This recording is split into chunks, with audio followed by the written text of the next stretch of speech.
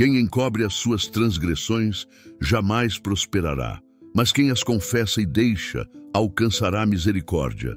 Provérbios 28:13. Olá, irmãos e irmãs. Eu me chamo Clark Silva e você está no Conexão Divina. Acompanhe comigo essa história de Judas, o maior traidor da Bíblia. Não se esqueça de deixar o like, se inscrever no canal e ativar o sininho para receber os novos vídeos do canal. Judas, o discípulo que traiu Jesus, nasceu e cresceu em uma região árida, onde o poderoso rei Davi aprendeu a ser o mais excelente pastor de Israel. O sobrenome Iscariotes foi herdado de seu pai e possivelmente referia-se ao lugar de sua origem, Queriote, na Judéia.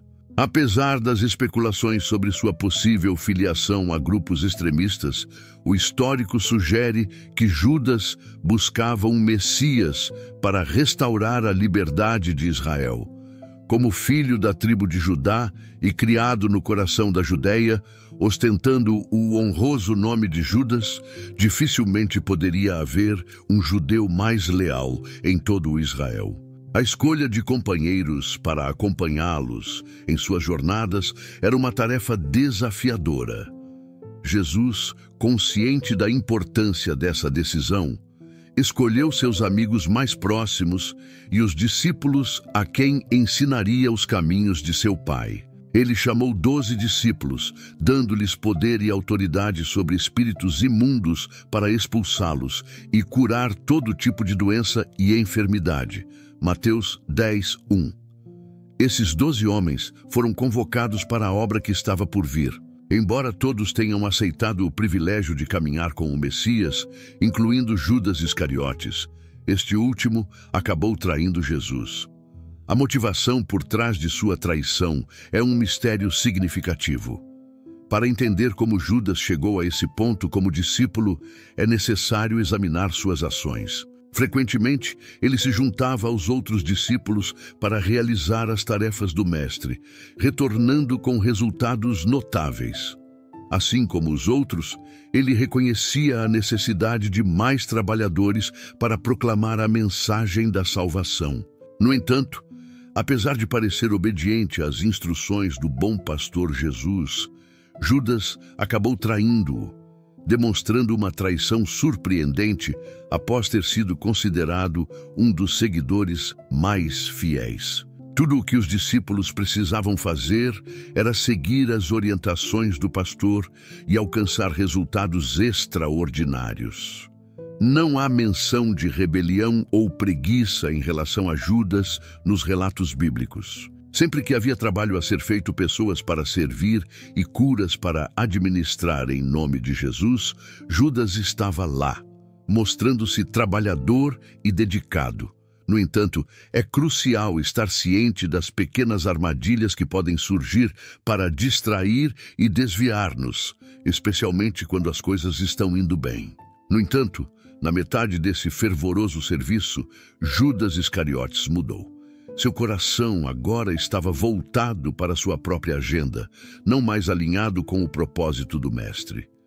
Embora Judas e os outros discípulos voltassem com bons testemunhos, que deveriam tê-lo encorajado a alcançar mais pessoas e a trazer mais para a luz, seu coração foi corrompido pela ganância.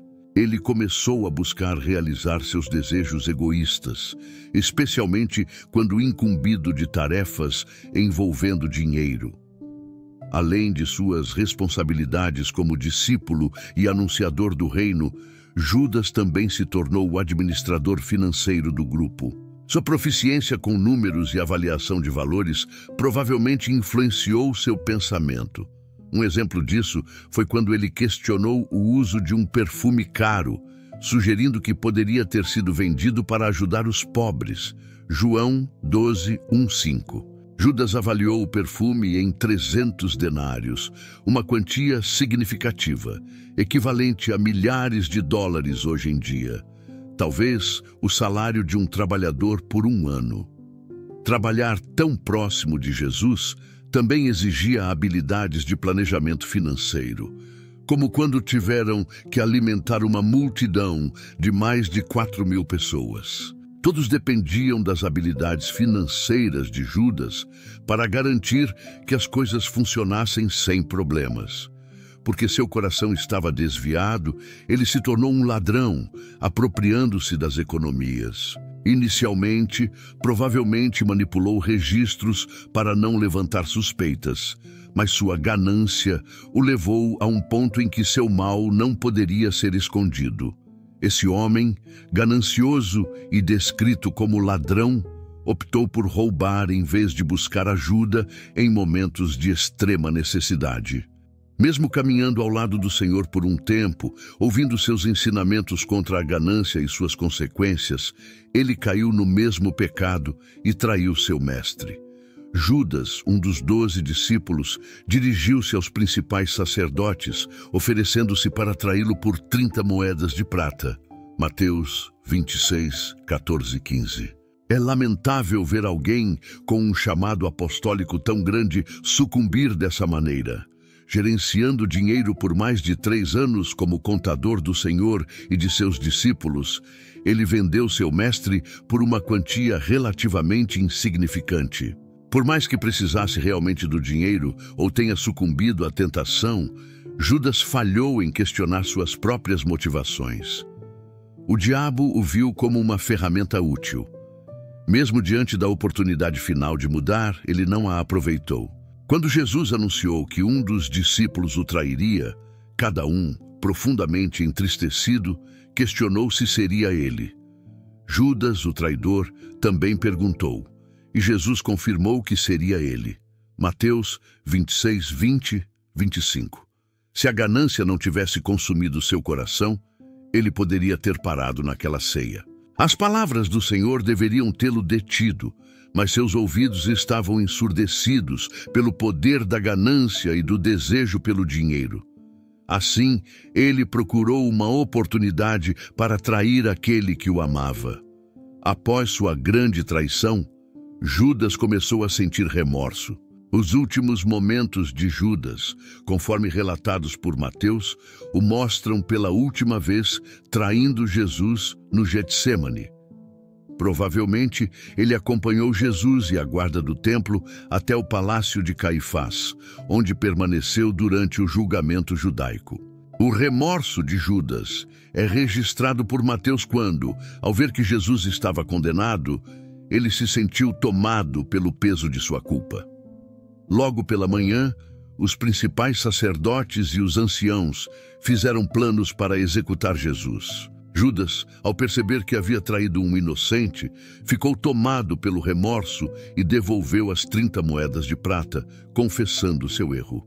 Mateus expressa a profundidade desse remorso, mas não implica que Judas tenha se arrependido de seu pecado. A palavra usada para remorso é distinta da palavra para arrependimento. Enquanto o arrependimento refere-se a uma mudança de coração em relação ao pecado, o remorso são os sentimentos de culpa que o acompanham.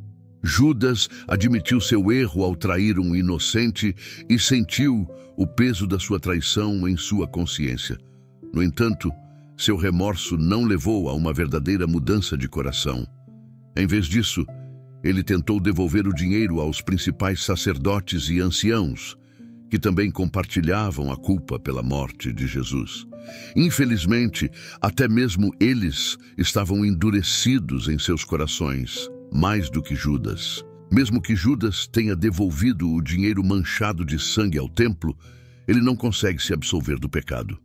Judas Iscariotes, um dos 12 seguidores de Jesus, foi até os líderes religiosos dos judeus e perguntou quanto eles lhe dariam para entregar Jesus. Eles concordaram em pagar-lhe 30 moedas de prata. Após a traição, Judas lançou o dinheiro no templo e partiu, acabando por tirar a própria vida. Este ato de forjar a própria morte é único no Novo Testamento e é visto como moralmente errado tanto pelo judaísmo rabínico quanto pela igreja primitiva, sendo considerado um ato de rebelião contra Deus, o único que tem o poder de dar e tirar a vida. Judas estava sob a influência direta do diabo, como mencionado em Lucas 22:3, onde Satanás entrou nele.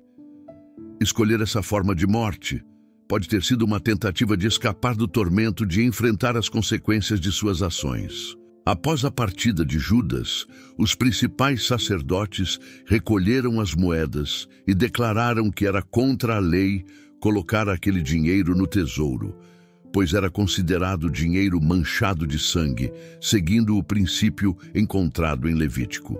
A consciência de Judas finalmente o alcançou, levando-o a rejeitar o dinheiro. No entanto, em vez de se arrepender e buscar perdão, como Pedro fez após negar Jesus, Judas optou por enforcar-se. Ele era, sem dúvida, habilidoso, mas seu coração estava enganado e sua atitude era gananciosa.